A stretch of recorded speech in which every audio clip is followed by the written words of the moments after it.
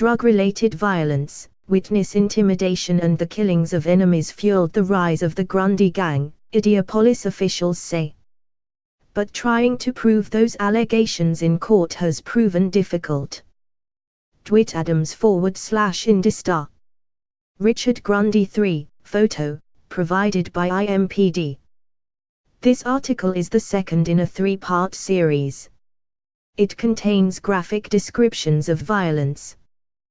The reporting is based on interviews, social media and internet postings, public records and hundreds of pages of court documents. None of the killings described in this article resulted in murder convictions. A mother and two young children sat down a little before 7 p.m. for a quiet dinner in the kitchen of their small home near the corner of 31st Street and Boulevard Place. It was a mild, calm winter night. But that was about to change. As the family ate dinner on January 29, 2015, Detective Christopher Heffer of the Marion County Sheriff's Office and two other undercover officers from a multi-agency task force were hunkered down in an unmarked vehicle near their house. The little family was not their target. Far from it. The undercover team, part of a group focused on firearms-related violent crime and trafficking, was monitoring activity at a duplex a few doors to the west. Part 1: How one notorious criminal career says so much about Indianapolis' brutal violence.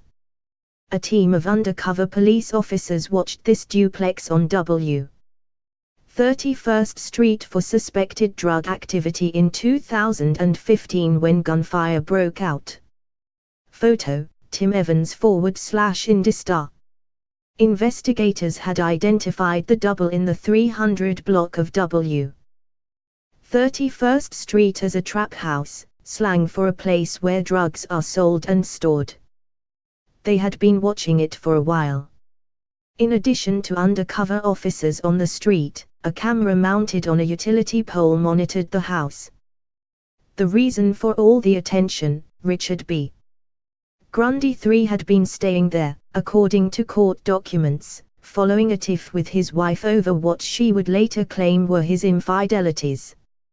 Authorities suspected Grundy and his associates were tied to a string of killings, as many as 10 over 4 years.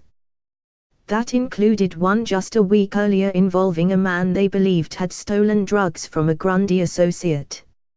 Shortly after 7 p.m., as the mother and her children ate, a Dodge truck pulled up in front of the nearby duplex. Grundy and another man climbed into the truck, which then eased north through the dark alley and drove away. Several minutes later, and about 3 miles to the east, in the 2500 block of Ralstow Avenue near Douglas Park Golf Course, the pickup driver made an abrupt turn without signaling. An Indianapolis Metropolitan Police officer in a marked cruiser attempted to stop the truck at 7:30 p.m. But the driver sped off. It would result in a wild chase, headed back to the trap house and toward the undercover team and the innocent family's home. What followed is but one of many ways that drug gangs terrorize Indianapolis neighborhoods.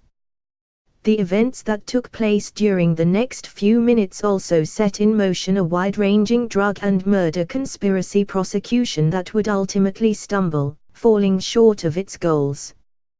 The first story in this series detailed a long string of killings police linked to Richard Grundy III and his drug operation.